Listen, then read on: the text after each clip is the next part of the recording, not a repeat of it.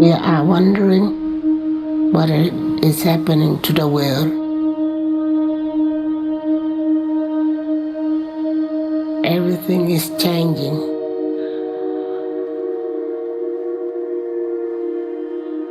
The very idea of human being some sort of natural concept is really going to change. Our bodies will be so high-tech, we won't be able to really distinguish between what's natural and what's artificial. Inside our own heads is the most complex arrangement of matter in the known universe. You might ask yourself, can we get to be superhumans?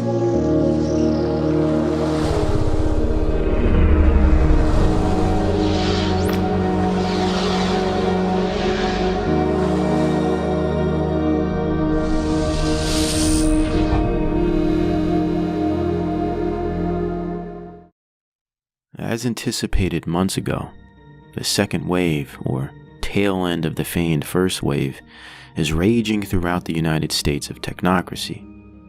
Once again, the manipulation and doctoring of elusive case numbers and surging infection rates have pushed little America back into the corner for a period of well-deserved and provoked time out. Yes, the trauma continues, but not only does it appear by way of social engineering media that this round is more severe than what we witnessed in March, but it is also taking on more elevated measures to quell the phantom menace known as COVID-19. What we are witnessing is a wholesale consolidation of America, the destruction of the nation-state experiment, and the deconstruction of the individualist identity. These measures are a requirement for the success of a global socio-economic repositioning. In short, a new world order. Though the infrastructure and technology is already mapped out for this repositioning, the masses are not yet aligned in unison with its offerings.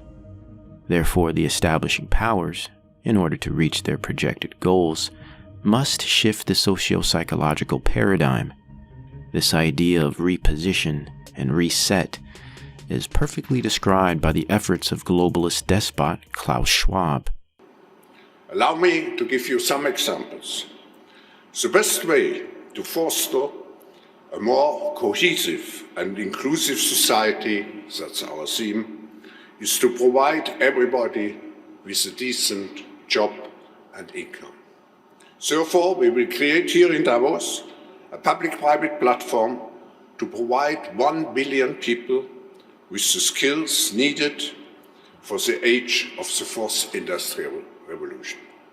The pioneer of the fourth industrial revolution that is prompting our global reset by way of crisis, of course, and urgency for emergency. The fourth industrial revolution, at its heart, is defined by the convergence of the physical, digital, and biological worlds. This is a future where transhumanism, scientism, and hyper-environmentalism, also known as ecofascism, are the building blocks and pillars of the human experience on Earth. With this future societal and industrial structure in mind, we can gather that it requires a specific type of polity to exist, a sense of uniformity and cooperation from its inhabitants.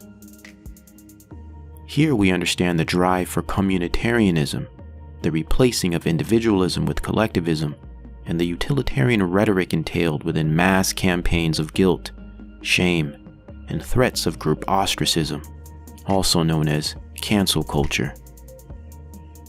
A type of cult group technique is employed here, with us or against us, wrong think versus right think, the requirement for a global shared view of our collective future.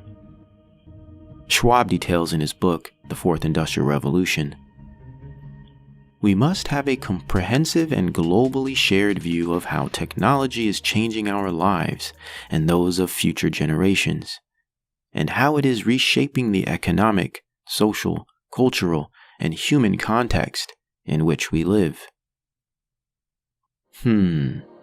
must have a shared view on the cultural and human context in which we live, globally? How is such a feat even possible? We can hardly agree on how to run our communities. How can you accomplish a global-scale cultural consensus without infringing on the humanity of others? Well, you cannot, and force will be a requirement to do so, but not so much an Orwellian force as much as a Huxleyan one. Instead of fist and hammer only, fear, emotion, punishment, and pleasure will be employed. Hence the methods of manipulative persuasion that we have been experiencing in our local network news media. They must shift the public mind in the direction of the global economy. We are witnessing the hive mind operation right now via the current anti-scientific COVID hysteria and the anti-intellectual mission to dismantle law enforcement and systemic racism. I will term this massive psychological operation cultural renewal, renewing culture as we know it, but with a Borg-like function. This is accomplished through media news report conditioning, buttressed by repetition, newspeak terminology, anchoring via symbols, signs, and keywords, and of course, automated via big tech funded and managed algorithms, followed by indirect public support, whereby propaganda is organically cycled through populations by way of voluntary social media participation. Daily posts and shares, hashtags and trends simply become automated vehicles for the dissemination of disinformation. Smart technology and pathological use of devices provide non-stop news media and political engagement with the public.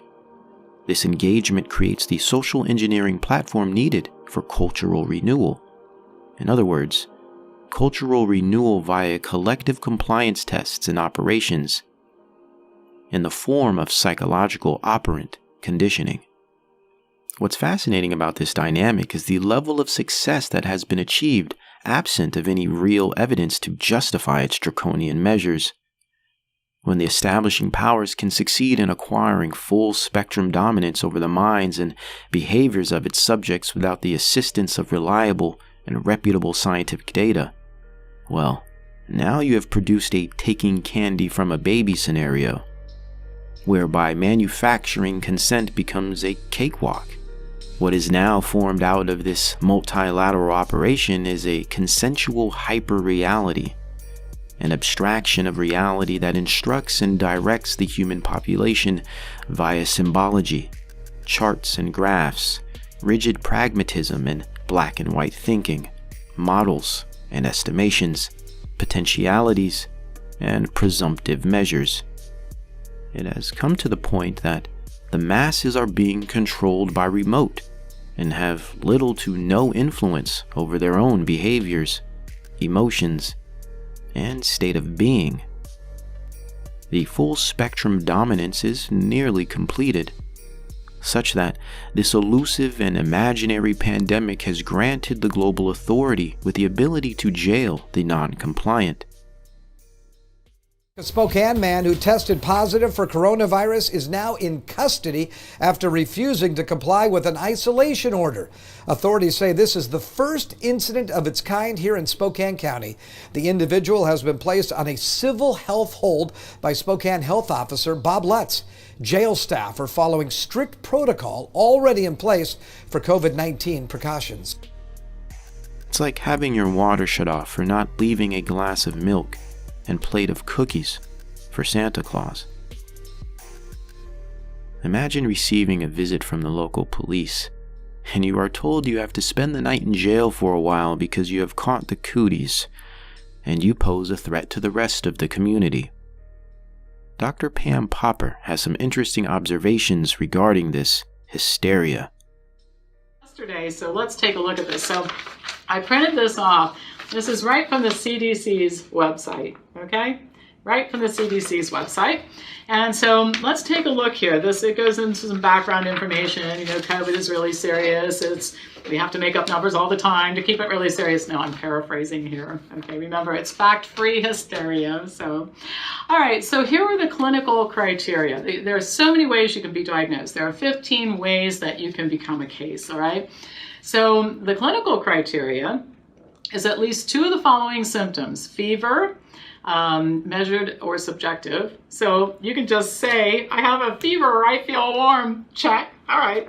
Chills, rigors, myalgia, headache, sore throat, new olfactory and taste disorders. And remember, if you're having trouble smelling or tasting anything, and there are dozens of reasons why that could be, and it affects about 25% of the population at any time. So one of the things you have to do if you want to gin up the numbers is you have to keep coming up with new symptoms, and then you can hit the numbers better, right?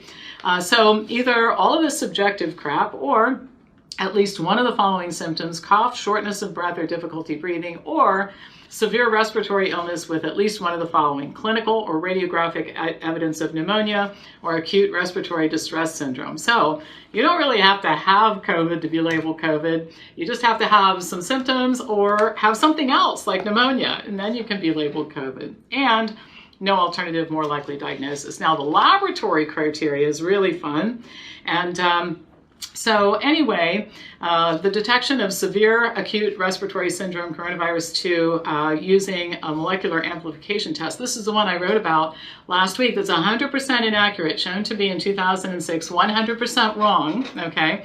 So we're going to use a wrong test. If we can't get you with the fake symptoms and I just kind of feel warm today, it must be COVID. Or, you have some other disease and we're just going to call it COVID. Normally we would call it pneumonia, but now it's COVID, right? But so we can use an inaccurate test, or presumptive laboratory evidence, which is detection of specific antigen in a clinical specimen, detection of specific antibody, and this is very important, and serum, plasma, or whole blood indicative of a new or recent infection. And then it goes on to say, serologic methods for diagnosis are currently being defined. So we don't know what we're looking for because we haven't defined it yet. But if you have this thing that we don't know what we're looking for, you've got COVID. See how this works? And no wonder we have to wear masks and shelter in place and close down businesses and cancel big events and everything else, because when you get a positive test for something that you don't know what you're looking for, you must take action. Must take action. All right, there's more. All right. Epidemiological linkage is now a category. 1 or more of the following exposures in the 14 days before you develop symptoms: close contact with a confirmed or probable case of COVID, or close contact with a person with clinically compatible illness and linkage to a confirmed. So it could be a couple people away. Close contact with a person with clinically compatible illness and linkage to a confirmed case of COVID disease. So one person beyond. Travel to or residence in an area with sustained ongoing community transmission of SARS-CoV-2. So if you just went someplace where they're having a hot spot, they call it a hot spot, or an outbreak of fake lab tests, right? When you come back from the outbreak of fake lab tests, you're assumed to have epidemiological linkage. Yes, you can go look at this on the website yourself. People tell me that this isn't true. It's on the CD's website. In other words, to tell people that this isn't true, you literally have to put your hands on your ears and go, no, no, no, no, no, no, no, don't let me hear any facts. Please, no facts, no facts, no facts, no facts. So anyway, going on. Criteria to distinguish a new case from an existing case, not applicable until more virologic data are available. So why this is important is that sometimes they're counting the same person multiple times who's been tested multiple times. Isn't that fun? I'll tell you what, it is so much fun to gin up a fake pandemic. It's easier than you thought. I mean, you would have thought that in order to convince tens of millions of people that a fake pandemic is going on, you would have had to work a whole lot harder than this. But it turned out to be remarkably easy, and that should scare us all, okay? It scares me. Okay, I'm not scared of the virus. I'm scared of stupid people, and I'm scared of the government. Real scared of the government. Anybody who can make all this stuff happen is not on my side, right? It also appears as though we will be receiving a vaccine conveniently before the new year thanks to Moderna's recent discoveries. I suspect they have had the vaccine waiting and have in fact had it ready for some time. They simply have to create the illusion of scientific deliberation to stoke the angst and codependence within the masses, to assure a grand reception of said savior jab. So imagine, if they will jail someone for having a presumptive case or false and unreliable test result that deems them infected, why would they not jail someone over mandated vaccine refusal? This incident is a mere warning, precedent, and foreshadowing of much stiffer measures to come. We already see the executive orders for indefinite mask wearing in many states. I personally believe these masks will be a permanent fixture within our society and will produce massive psychological and social problems down the line, of which I will be detailing in a later video. I would not be surprised if it comes to the point where masks are permanently required for all citizens at all times, unless vaccinated, with presentable proof of immunity documentation, of course. I also suspect that partial lockdowns and the pausing of phases will be continued until vaccines are mandated. No vaccine, no phase 4. No mask, no public participation. All of these measures demonstrate perfectly the methodology of operant conditioning, systemic reinforcement and punishment techniques used to modify group behavior, followed by communistic police state methods of control, the utilitarian mode of group over individual, state over citizen, master over slave. And late tonight, a sobering prediction about when Americans can stop worrying about getting infected with this virus. I hope that time will be reasonably soon. And when I say soon, I say within the next year to year and a half.